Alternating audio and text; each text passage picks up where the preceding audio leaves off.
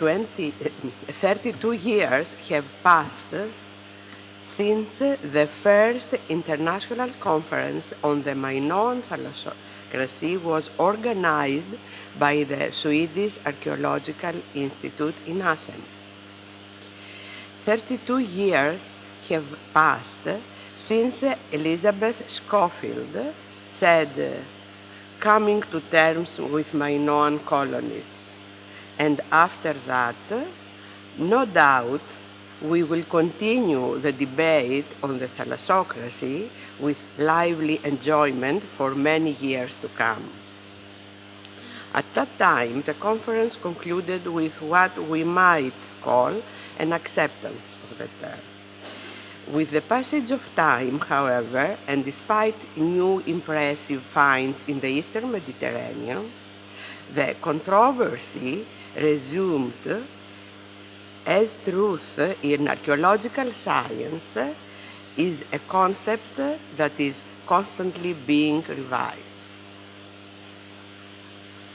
Thucydides, in his history, has spoken in particular about the Thallasocracy of Minos and the expulsion of the Carian pirates from the seas.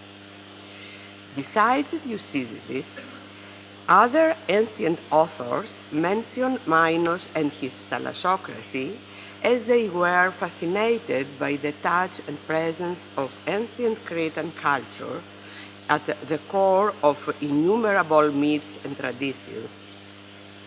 Minoan Cretans as divine descendants, as kings, priests, and seers, as founders of great temples and games, as inventors, as teachers of the arts, writing and lawmaking, a people who lived in the land in the middle of the wine-dark sea, according to Homer, in the middle of the bright purple sea between the mainlands, as the word Mediterranean literally means. The ruler and founder of the great Cretan cities was called Minos, the judge and legislator who converts with Zeus every 9 years. Together with his brothers, sons, and grandsons, he founded cities, colonies, and stations, and dominated the entire Eastern Mediterranean, increasing the range of Minoan penetration. Sarpedon ruled in Lycia, according to Homer. Miletus founded the homonymous colony Miletus. Inopion founded Chios. Staphylos established Peparithos in Skopelos, while Minos' daughter Ariadne is associated with Naxos, as described by Diodorus Siculus. The same ancient author mentions Minos' campaign to Sicily in search of the fugitive Daedalus, discovering him in the court of the Sicilian king Coccus. Before Thucydides, Herodotus has related in his first book the great military supremacy of Minos and his domination over an enormous area, using Carians to man his ships and making them the most famous among all the nations. Herodotus, in his third book, also mentions Minos of Knossos, and perhaps also one of his predecessors, who was the first to have dominated at sea. Diodorus Siculus also cites 2 men with the name Minos, associating the first with the early glorious years of Crete and the second with the period of expansion, commenting that this Minos, that is the second, was the first Greek to create a powerful naval force and to become master of the sea. Apollonius of Rhodes calls the Cycladic islands the islands of Minos, when Minos reigned over the islands of the Thallasocracy. The summary of references to the Minoan Thallasocracy in ancient writings shows its connections to myth. It goes without saying, however, that behind every myth lies a core of basic truth that promotes the development of the myth and which is revealed by harnessing both logic and imagination. Although the name Minos has not been found yet in Linear B tablets, which contain quite a few names of gods and mortals, Minos, as a personal name or title, must have marked Crete in the 2nd millennium BC. Moreover, the frequent toponym Minoa, which has been given to coastal leeward positions in mainland Greece and the islands of the Aegean, clearly refers to relationships with and dependence upon the Minoan world. Places with the name Minoa are in Crete itself, in Monevasia, Megara, Paros, Sifnos, Amorgos, as well as the place Heraclea Minoa in Agrigentum in Sicily. Great archaeologists defended the idea of a Minoan Thallasocracy. The first among them was Sir Arthur Evans. He was followed by Spiridon Marinatos, Nicolaus Platon, who associated the Minoan Thallasocracy with the Ring of Minos and the protector sea goddess. Sinclair Hood, who in 1982 spoke of Minoan Empire in the 16th and 15th century BC, and Yannis Akelarakis, who together with Efi made the connection between Cretans and Aegean islanders with the Keftiu and the residents of the islands in the middle of the Great Green Sea mentioned by the Egyptians. Voices of opposition, however, speak of an Aegean civilization. For years, scholars were consumed with discussions of theoretical models relating to the traveling Minoans and their stops along the archipelago. At the same time, they sought to define the meaning of colony in the prehistoric Aegean. Beyond the written sources and the testimony of the great historian Thucydides, the evidence for Minoan hegemony is daily brought to light by archaeological excavations in the Aegean and in the Mediterranean in general, relating to the role of Crete as a naval power in the 2nd millennium BC. At last, it has been widely accepted that the Minoan Keftiu of Evans are recognized in the Egyptian wall paintings, wearing the typical Minoan cod piece and offering elaborate Cretan vessels, a craft production that had been developed by the Cretans to a large extent due to the commercial exchanges of the period. According to it, the acquisition of valuable objects was used as means of distinguishing social status and prestige. Respectively, precious raw materials, elephant ivory, semi-precious stones, copper, talents, brought from abroad for the production of expensive objects, or vessels containing products made by other peoples, have been found in various sites on Crete, together with Egyptian scarabs and Eastern cylinder seals, demonstrating the distribution network of exotic goods in the Minoan hinterland. At the same time, Cretan products flooded the foreign markets. Aside from elaborate vessels, these products included olive oil, wine, aromatic oils, and medicinal herbs, wood, and textiles. According to Killen, the Cnossian trade in wool would have matched that of medieval England, with thousands of sheep being recorded in the Linear B tablets. During the 3rd millennium BC, Crete developed the Minoan character of its civilization in ideology and technological and artistic creation due to its contacts with the outside world, particularly the Aegean Islands, Syro-Palestine, and Egypt. The islands served as bridges that eventually encouraged the dramatic expansion of the Minoan palatial culture in the first half of the 2nd millennium BC, when improved methods of ship building led to the construction of large boats that permitted long-distance voyages.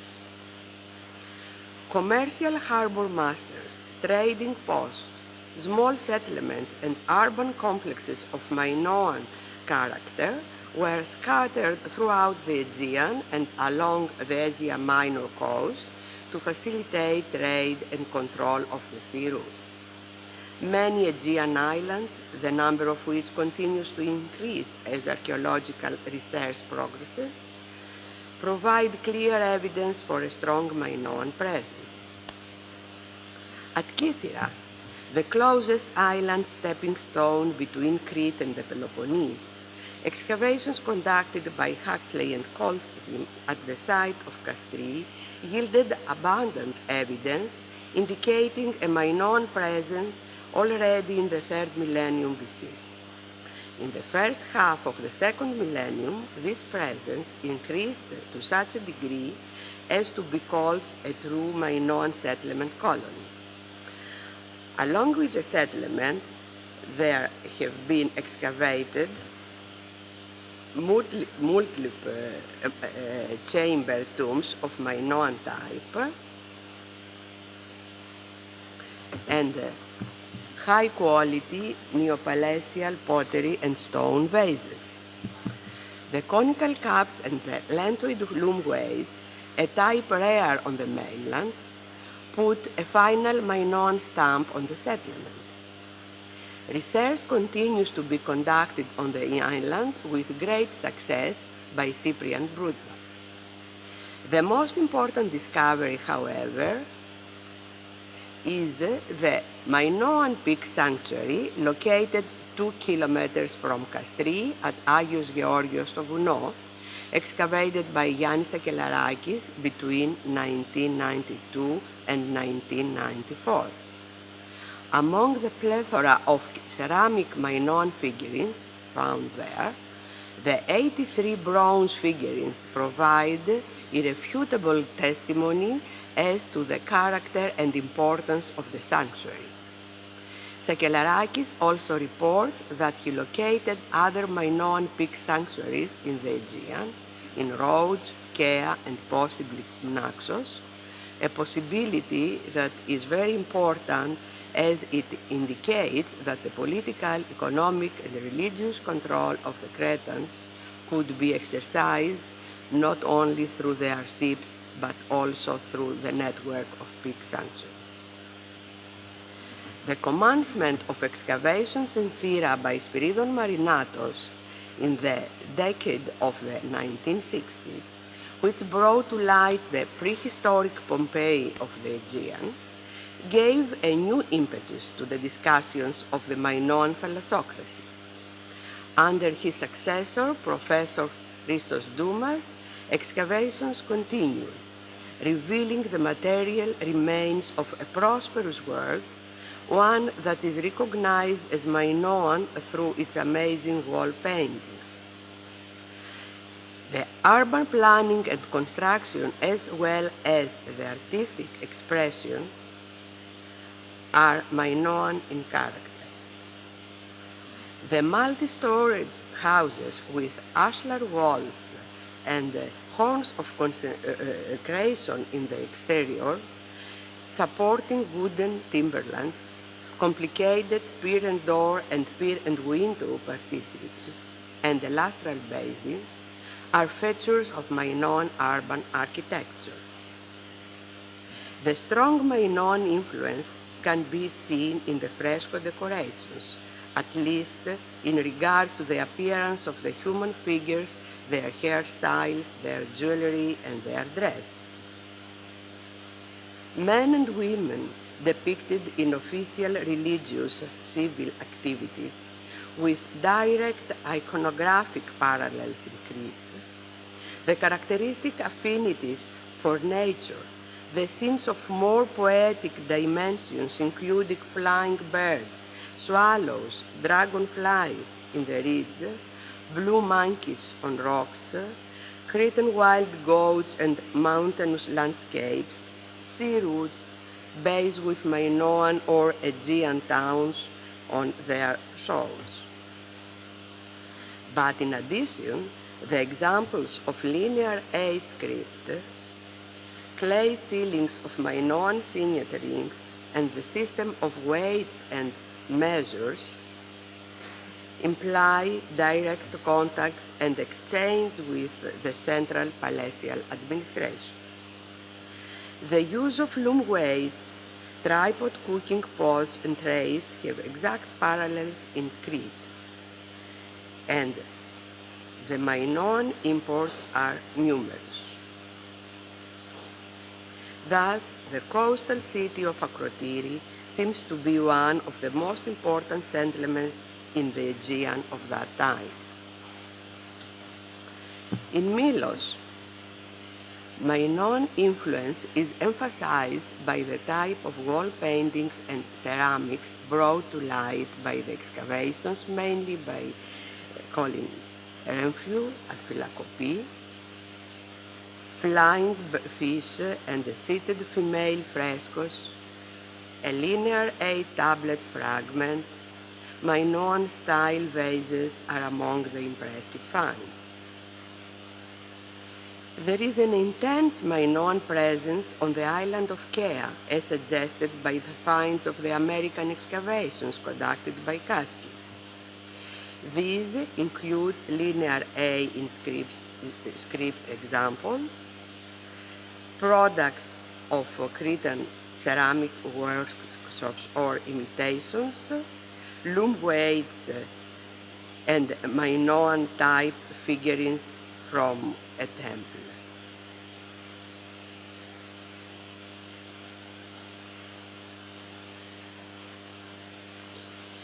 Similar products emphasize a Minoan presence and influence on the coastal sides of mainland Greece at Lerna, Marathon, and up to the coast to Iolkos. The same is true for the islands of Aegina, Naxos, Kythnos, Carpathos, Kos, and Tylos. This is Carpathos, and the previous one was Naxos, things. On roads during the last decades of the 20th century, mention is made of Minoan habitation. From the studies conducted by Mario Benci in 1982 to those by Tula Marchetu more recently, much evidence has arisen that points to an installation of Minoans on the site of Trianda, where houses are equipped with pier and door partitions, horns of consecration, and frescoes.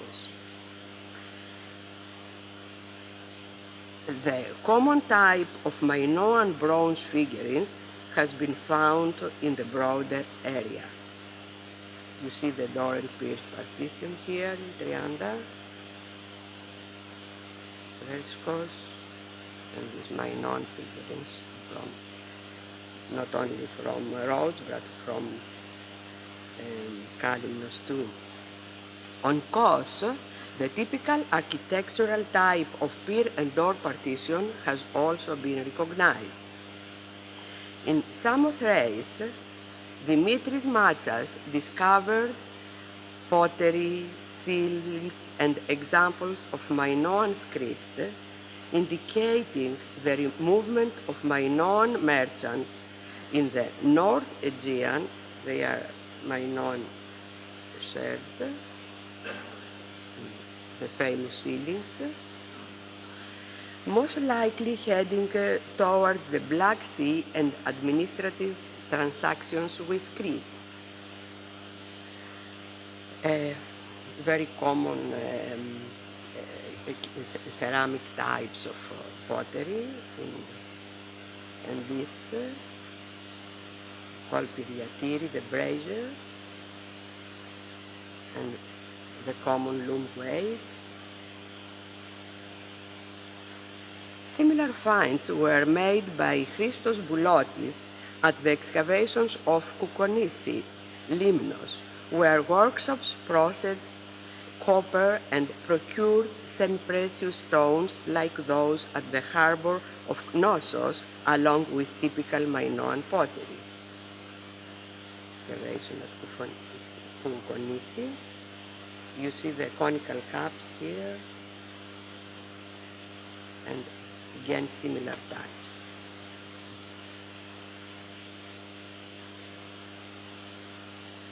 On the opposite shore at Troy, two sherds bearing characters of linear A script indicate the advance of Minoans into this area well before the famous Achaean campaign towards the end of the second millennium BC. Meanwhile, as a result of continuous and ideological impact that Crete maintained in Mycenaean Greece in the first Mycenaean centuries, in direct contact with Minoan ruling authorities, luxury and precious artifacts and imitations are found in various places in the mainland, among them in the tombs at Mycenae and Vaphia. On the contrary, in the same time, only a few imports have been found in Crete as imports from other parts of the Aegean: Cycladic, nipple jugs, and a small number of commercial amphorae. On the shore of Asia Minor, recent studies have granted us many pleasant and rather expected surprises. Already in 1982, Wolfgang Siri spoke of the movement of Minoans on the coast of Asia Minor. In Miletus, Wolf Niemeyer brought to light a large number of Minoan elements, making the site's identification as a Minoan colony easy to support. These include ceramics, remains of wall paintings, evidence for the use of linear A script, and stone vessels. Minoan wall paintings were also discovered at Al-Alach on the Orontes River and at Tel Kabri in North Israel, while at Katna in Palestine, characters of linear A script were recognized. A Minoan presence is also documented at Erythres, Tsesme, opposite Chios, and at Iassos in Caria, initially by Clelia Laviosa and later by Nicoletta Momigliano.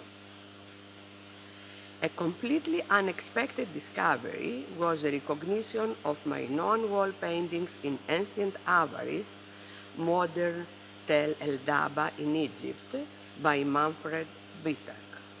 At the end of the 16th century BC, the pharaoh Ahmose, founder of the New Kingdom, decorated his entire palace with wall paintings inspired by the Minoan palaces. For this purpose, skilled artists from Crete arrived in Avaris and remained there for the duration required for the work.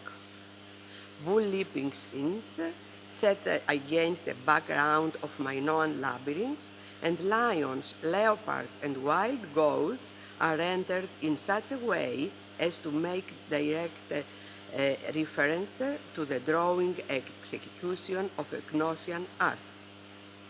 In this period of Minoan expansion, there must have been an agreement between rulers for the decoration of a new palace in Egypt.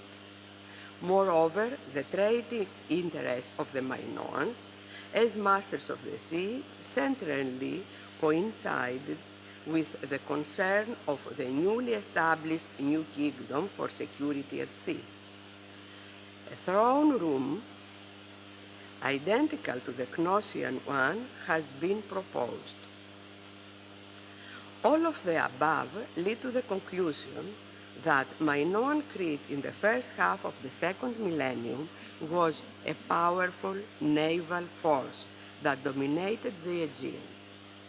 The zenith of its prosperity is placed in the New Palace period, with a wide sphere of influence in the Eastern Mediterranean containing a strong religious dimension, as indicated by the material remains of Minoan civilization found throughout this area. Similar loom weights mean a similar system of weaving for the production of the famous textiles. Similar ritual vessels, fire boxes, incense burners, conical cups, refer to common ritual practices. The very frequent appearance of characters of linear A script shows a system of writing and a language that was used by the religious and commercial administration. Of course, the discovery of Cretan products in areas outside of Crete does not mean that local traditions in these places did not develop. On the contrary, they evolve at the same time, borrowing elements from the advanced Minoan civilization. The Minoan Thallasocracy appears to have come to an end in the second half of the 15th century BC. This is the time when the delegation of Cretans Keftiu ceased to be depicted in the tombs of high Egyptian officials in Thebes. It is also the time when the palace at Avaris is abandoned, perhaps not coincidentally. The Mycenaeans are the new rulers in the Aegean. Thank you.